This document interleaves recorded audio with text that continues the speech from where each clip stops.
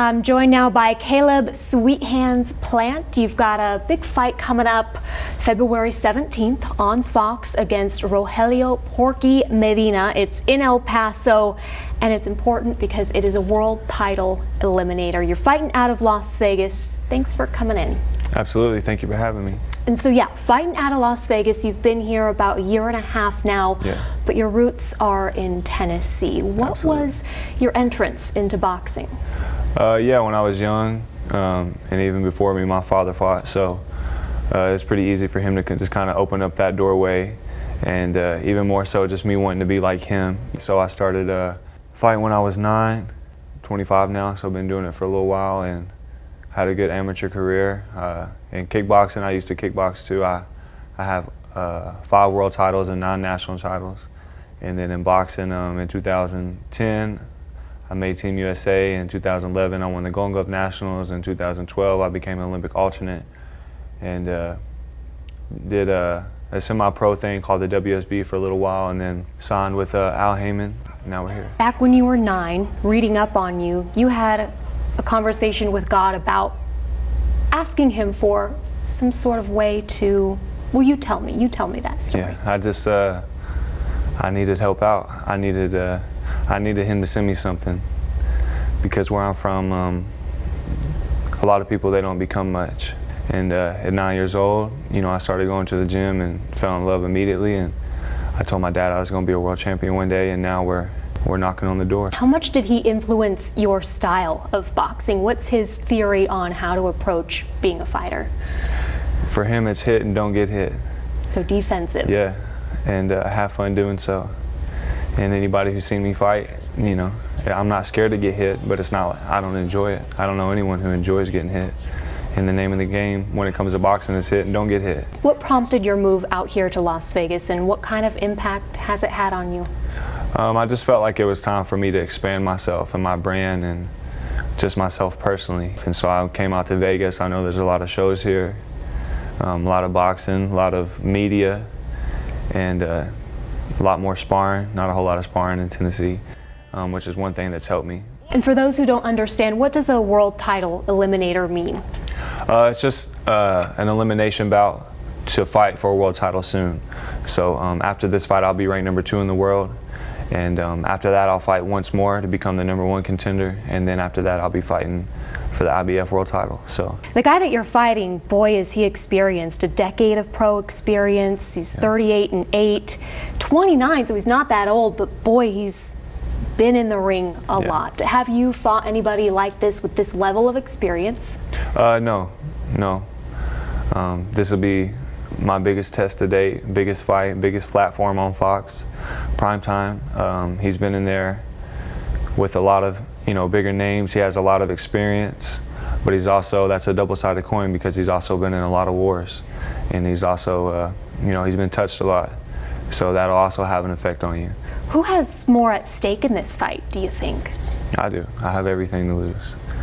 You know, people think being signed, for me, maybe see me as like the A side, and probably in all my fights I've been considered the A side, but I don't consider myself to ever be an A side fighter, because I'm not supposed to be here. I'm not supposed to be on this level. I'm not supposed to be here sitting here talking to you. I'm not supposed to be on TV. I'm not supposed to be ranked in the world. I've always been the underdog. I'm not supposed to make it. I've conquered everything so far. I've stepped over everything that thus far, you know, that's been in my way. No matter what's been tossed at me, what's, you know, stood in my way to get from one place to the next, whether that's been inside the ring, outside the ring, and every single time I've walked away with my hand raised. And February 17th, I'm gonna walk away with my hand raised, because for most people, boxing, that's the hardest thing they'll ever do, is box. And boxing for me is not the hardest thing I've ever been through, by far. You feel safest in the ring because the world can be a cruel place. Absolutely. And when you said, I don't know why I'm here, that was a question, or not a question, but a thought that you had at a time when you underwent a tragedy with your daughter. Will you tell me about that? Yeah. Aliyah, my daughter, she passed away at 19 months. And she had a tough life, a really hard life. She had anywhere from 150 to 200 seizures every single day for 19 months, every day.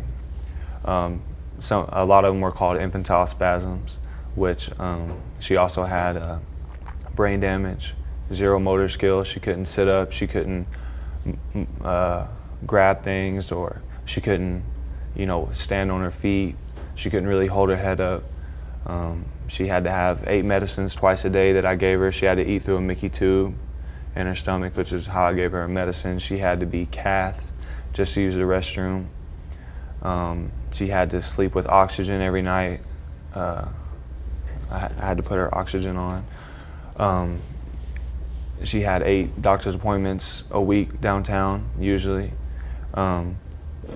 She was on life support 5 different times. We lived in the hospital for months at a time, periodically, so months at a time here, and then she'd get to come home for a little while, and then we'd be back in the hospital for a couple months at a time again, and that just kind of went on throughout her life, and it was hard, and I'd like to sit here and talk about how hard it was on me, but I didn't have the short end of the stick, so I never complained or just acted down. I just did what I had to do, because my job as a father is just take care of my child. How do you continue to use her memory to drive you? All those times I wasn't at the hospital, if I stopped now, all those times were in vain. I would have just been better off in that hospital with her. If I just stopped now, what about those times that I missed? I should have just been there instead.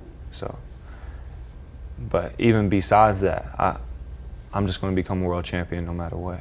I'm going to become a unified world champion, an undisputed world champion, and my plans don't stop for anybody. So, my last question would be then, on a lighter note, out of everybody who is holding that super middleweight championship, I think 4 different guys, because you've got WBA, BC, BO, IBF. Yeah. Who do you want to face the most? Who do you think you have the best shot against? Well, the 2 people I want most is David Benavidez and Caleb Truax. Me and David Benavidez were probably the youngest 2 in the division, at least in the top 10 or 15. He's a very offensive-oriented guy. He's young. I'm a very defensive-oriented guy, a young guy.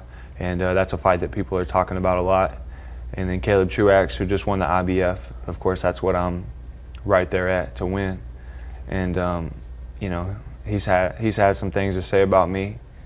And if that's how he feels, then we can see about it. We don't just have to talk about it. Bring it on. So absolutely. All right. But the next one that you will be fighting would be Rogelio Medina, Porky. Absolutely. Let's hope he's not too porky in the ring. Yeah. You are 16-0, 25 years old, and looking to go 17-0, February 17th in El Paso on Fox. Thanks so much for coming in, Caleb. Thank you for having me.